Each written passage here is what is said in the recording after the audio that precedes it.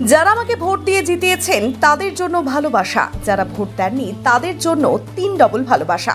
যারা আমাকে ভোট দেননি তারা বুঝতেও পারেননি যে তৃণমূল এইভাবে জিতে যাবে, তারা এখন মাথা চাপড়াচ্ছে। যারা লকেটকে ভোট দিয়েছে তারা এখন মাথা চাপড়াচ্ছে। এখন কোথায় যাব? লকেট তো পালিয়ে গেছে, তবে চিন্তা নেই তাদের জন্য, রচনা ব্যানার্জি আছেন। রাজহাটে এক বিজয় সমাবেশে এসে এমন কথাই বললেন সদ্য দিদি নাম্বার 1 থেকে হুগলি নাম্বার 1 হওয়া রচনা ব্যানার্জি। তিনি বলেন, যারা আমাকে ভোট দেয়নি তাদের কাজ আমি আগে করব। সদ্য ভোটে জিতে তৃণমূল কংগ্রেসের প্রার্থী ও হুগলির নবনির্বাচিত সাংসদ রচনা ব্যানার্জি রাজহাট সংহতি ময়দানে এসে সাধারণ মানুষের উদ্দেশ্যে এমনই বার্তা দিয়ে গেলেন। তিনি বললেন, চুঁচুড়া বিধানসভায় হয়তো অনেক জায়গাতেই ভোট কম পাওয়া গেছে, তবে বিধায়ক অসিত মজুমদারের অক্লান্ত পরিশ্রমকে কুর্নিশ জানালেন। আর কি বললেন রচনা বন্দ্যোপাধ্যায় শোনাবো। তিনি একেবারে বিজয় উৎসব, সেখানে একেবারে বিভিন্ন জায়গায় ছুটছেন, একেবারে রাজহাট অঞ্চল থেকে বিভিন্ন জায়গায়। দেখো, এত মানুষের ভালোবাসা পেয়েছি, পরিশ্রম করেছি, তারা বিশ্বাস রেখে ভালোবাসা দিয়েছেন আমাকে, তাদের পাশে দাঁড়ানো আমার দায়িত্ব, কর্তব্য। এখন অনেক দায়িত্ব এসে গেছে, এখন অনেক ভালো ভালো কাজ করতে হবে, মানুষের পাশে থাকতে হবে, মানুষকে।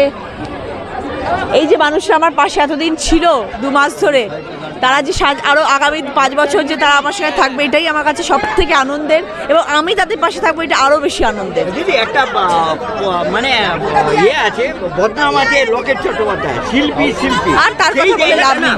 সেই জায়গাটা কতটা ফুলফিল করতে পারবেন?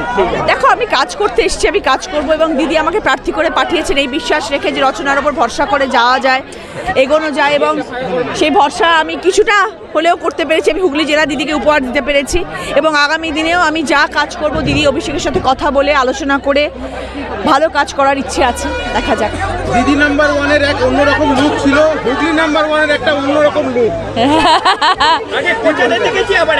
হ্যাঁ, একদমই তাই, এবং সত্যি কথা বলতে খুব খুব খুশি আমি, এবং আমার ভালো কাজ করার ইচ্ছে আছে। আমার অফিস নেওয়া হয়ে গেছে, আমার ঘর নেওয়া হয়ে গেছে, তো ন্যাচারালি কাজ শুরু করবো এবার। ভাড়া নিয়ে নেবো। আমার পরে সবাইকে ডাকা হবে, আমি শুরু করে মঞ্চে আসার জন্য অনুরোধ করছি। দুটা তুমি মঞ্চে চলে এসো, বিদ্যুৎটা চেয়ার যদি থাকে একটু তুলে দাও। সবার প্রথমে জোরে করতালি দিন, আমাদের জোরে করতালি দিন।